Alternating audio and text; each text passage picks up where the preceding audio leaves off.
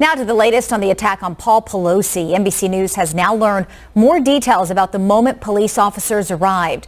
The new insight gives a fuller picture of the 82-year-old's response in the middle of the emergency. NBC's Miguel Almaguer has more. This morning, Paul Pelosi is home, back at the house that became a crime scene a week ago today.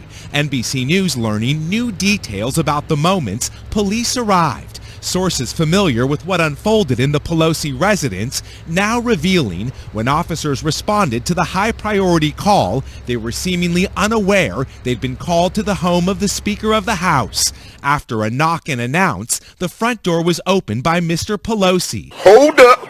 Wait a minute. Something ain't right.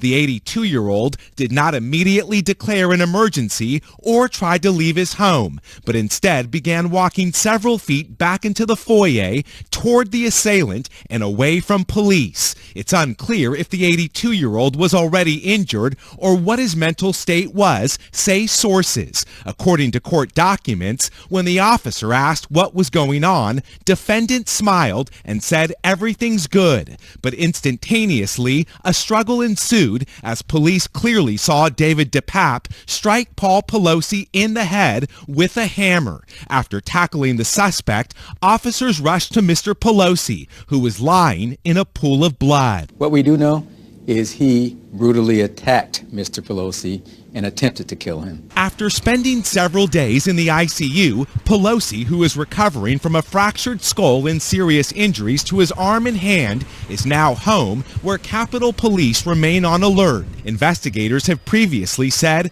Pelosi did not know DePape when the 42-year-old broke into his home. Why Pelosi didn't try to flee or tell responding officers he was in distress is unclear. Fear takes over. Fear freezes people. This morning, the 82-year-old, lucky to be alive after an intruder nearly killed him in his own home. Before we start, I'm happy he's back home and healthy. Very important. But now, let's make sense to this story. So let me understand correctly. He is lucky to be alive and somebody tried to kill him.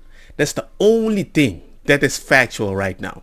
It doesn't make any sense that at first we thought there was a third person when the police arrived. No. That wasn't the story. Now he opened the freaking door and he wasn't alarmed. He called 911 and they didn't even know it was the Pelosi's house. What the heck are you talking about? What? It's kind of weird when somebody gives the address of somebody that is married to somebody in the Senate. An alarm should be activated, and if not, man, your security system sucked. The police come there, they didn't see the glass broken, they weren't worried or anything. He walked back and said everything is okay. I thought he was talking in code, in fear for his life, in the bathroom, not in front of the person. You think that when he hears the assailant in the house, ding, ding, oh, and let me go talk to the people at the door, I will send them away. Do you think I would let the person that I want to hit with a hammer? Well, unless he thinks I'm just going to say bye, he has no idea, or you seems to be a friend and you did something with the friend that he randomly hits you. He might have planned it. I'm not saying it's not possible. I never said that. But it's kind of clear that just show us the footage. That would just end this horrible conspiracy theory. That's it.